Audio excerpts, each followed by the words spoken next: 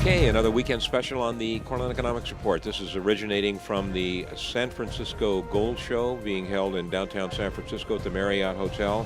As always, a great venue. I look at it as perhaps one of the best educational venues out there. Chatting with Ben Whiting right now. Ben is involved with a company that I happen to be an investor in, Orex Minerals. I purchased shares in Orex, gosh, it was probably your last private placement, so I guess I bought the stock 3 or 4 weeks ago. I'm very, very comfortable with that particular purchase.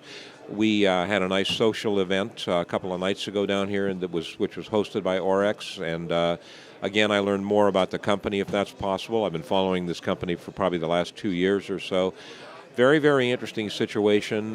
They have very active properties in Mexico and, of course, a very active property over in Sweden. Let's get an overview. Yeah, it's a good chance to talk to you about this project.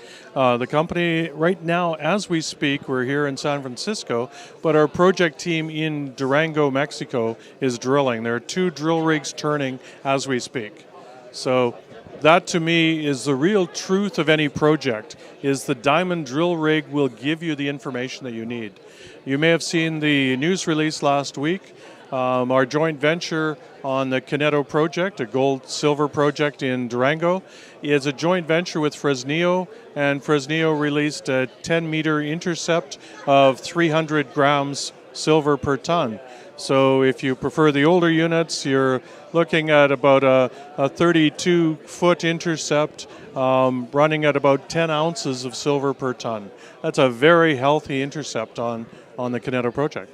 That's a big number. Let's switch over to Sweden. Now, I am very, very intrigued with what you're doing in Sweden, primarily because, number one, Sweden is a very, very, the government is very friendly towards miners like yourself over there, and I think there's a lot of untapped territory, but your territory isn't really necessarily untapped. You've got a pretty good asset over there. What are you doing with it? Last year, we topped the 1 million ounces of gold at the Barsele project. What we're doing right now is the drilling that we did in 2012 needs to be incorporated into the resource base. So we've got a resource assessment coming up with a new value for the resource, and we have a team that will be doing the economic assessment of that. The 6,200 meters of drilling that we did this season was to see how wide and how much deeper the central zone goes.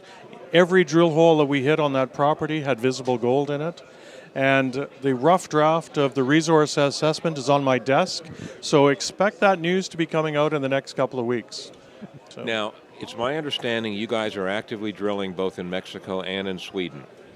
Yeah, the Swedish drilling will start up again in the probably about January.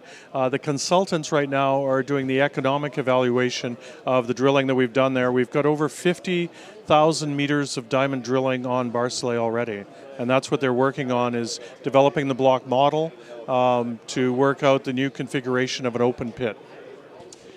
Any updates that are put out, so to speak, by Orex Minerals? You know we're going to keep you updated. Remember, don't construe this as investment advice. I'm not a registered investment advisor, and you have to remember something else, too. Ben Whiting, his wife, Gary Cope, his family are close friends of ours. We have very close social ties, and I'm also an investor in the company. So I'm not even close to being arm's length in this situation. I like these guys a lot. Ben, thank you so much.